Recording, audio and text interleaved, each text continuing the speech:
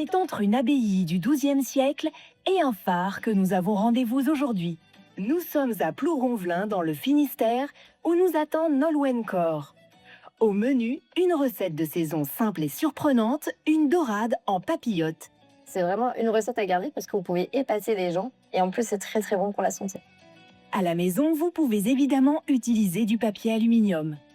Nolwenn préfère elle le remplacer par du kombu, une algue bretonne. On attaque la recette avec quelques carottes. J'ai choisi la carotte parce que c'est un légume abordable. C'est un légume qu'on trouve partout sur tous les marchés. C'est un légume qui a beaucoup de goût et j'apprécie sa texture parce que vraiment on peut s'amuser avec sur du fondant, sur du croquant et sur l'iode ça va bien matcher. Elle va aller donner de la rondeur à la dorade. Alors là on prend nos carottes épluchées et là je vais les cuire à la vapeur. Si on n'a pas d'appareil, cuire à la vapeur, de l'eau, 10% de sel, c'est très bien aussi. La star du plat, c'est donc la dorade. Elle s'approche de nos côtes au cœur du printemps, quand les eaux sont un peu plus chaudes. Mais si vous hésitez parfois à vous faire plaisir avec du poisson, écoutez les conseils du chef. Pour être sûr que le poisson est vraiment prêt, vous avez plusieurs indicateurs. Le premier indicateur, c'est les yeux. Les yeux doivent être bien bondés, bien luisants, bien frais. Après, vous avez la raideur du poisson.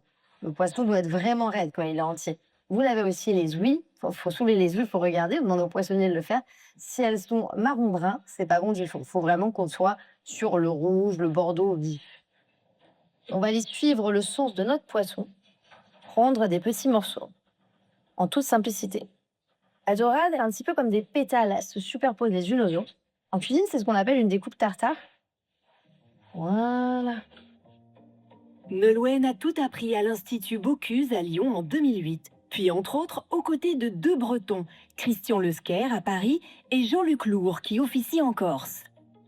En 2015, à 25 ans, elle rentre en Bretagne, reprend le restaurant créé par ses grands-parents et tenu par son père. Elle décroche une étoile en 2019. L'étoile, elle n'est pas au chef, l'étoile. C'est l'étoile qui appartient au restaurant, c'est l'étoile qui appartient à l'équipe. Et donc ça, d'année en année, c'est vraiment important de conserver.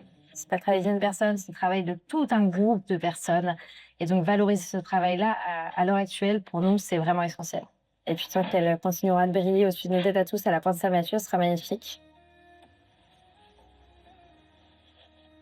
Et cette pointe Saint-Mathieu, la voici. Nous sommes à 20 km de Brest. Nolwenn adore se balader sur cette terre où trône un phare, un sémaphore et une abbaye. Un ancien monastère haut lieu de pèlerinage où le regretté Georges Pernoud tournait très souvent les introductions de son magazine Thalassa.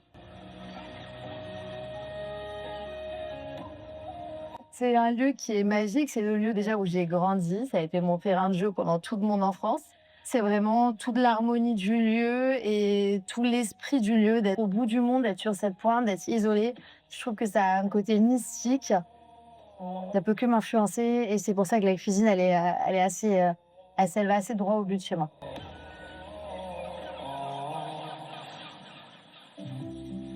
En bonne bretonne, Nolwenn adore cuisiner avec les algues qui se transforment entre ses mains en papillotes pour sa recette, en particulier le kombu, aussi appelé le fouet des sorcières.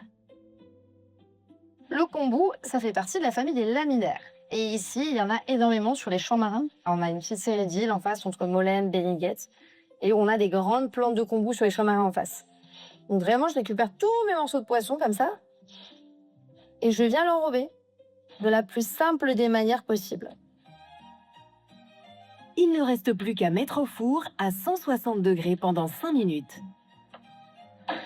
Dernière étape, elle rajoute quelques gouttes de purée de carottes, un peu de fenouil, d'anettes de fan de carottes et quelques fleurs dont la bourrache au bon goût d'huître. Et sur les herbes, encore une fois, c'est pareil. On prend ce qu'on a sous la main. L'important, c'est d'aller prendre l'air, c'est d'aller prendre le soleil, d'aller cueillir, d'être fier d'avoir trouvé des plantes dans la nature.